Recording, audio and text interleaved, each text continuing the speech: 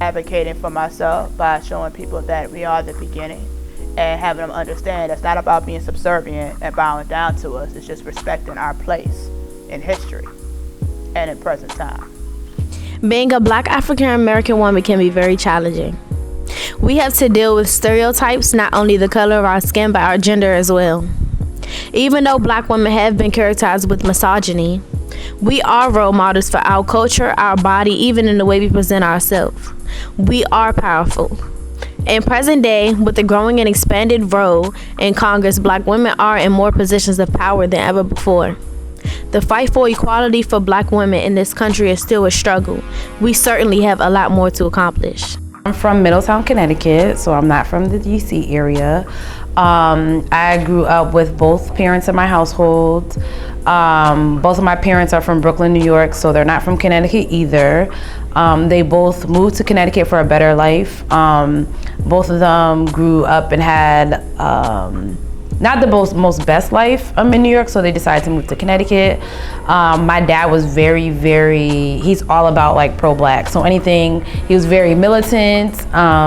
He was a Black Panther, anything Black history, like that is his thing. I grew up in Warrensville, Ohio, like outside of Cleveland, and the neighborhood was like 99.7% Black, so I just didn't, it was just only Black people. Like I only saw white people on TV, so it was just thinking that everybody in the world like looked like me. So except for on TV, which was kind of odd. Like I thought that you had to be white to be on TV.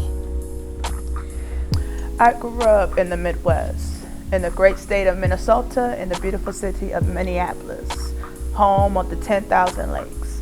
And growing up, I was in a predominantly white area. Although I had a lot of Black friends, had Black schools that were naturally segregated because of neighborhoods. And my childhood was different than most people. It was tough. Out of my whole 17 years of living, I was always in fights within my own race. So like, it was kind of hard, and it still is. You know, just thinking of the African American woman and thinking how powerful it is, it was a very easy example why I believe they're the most powerful women in the world, because I had the example of my mother every single day. I think we're just untouched, and that even shows, like, you see it in media now. Like, there's like the Kim Kardashians and other people, like they want the big hips, but that's something that we already have. So it's like people try to be us all the time, and there's certain things that we have that other cultures wish they did, but I'm like, that's why I said in the beginning, like, we are the strongest and the most beautiful, and we don't even have to try in many cases. So I think we're awesome. Love means that you believe in yourself when nobody else will, that you'll step out on faith even if you don't see the steps, and that you know that you are the bomb.com even though nobody else will light your fuse. I feel like back in the days, the women felt like they had power, but they were kind of nervous. But now I feel like this new type of women, like my generation, no one's telling me anything. And if I feel like I should earn more than a man, then I'm going to say that I should, and I'm going to give you reasons why. But I think that there is a big gap when it comes to income for particular careers. But us as women, we need to speak up and not be as quiet when it comes to what we feel like we deserve, because we do deserve more. Me personally, I would just strive to prove everybody wrong. Go against the stereotypes. But I do when they're like unionized and they're organized that way, you don't have that much.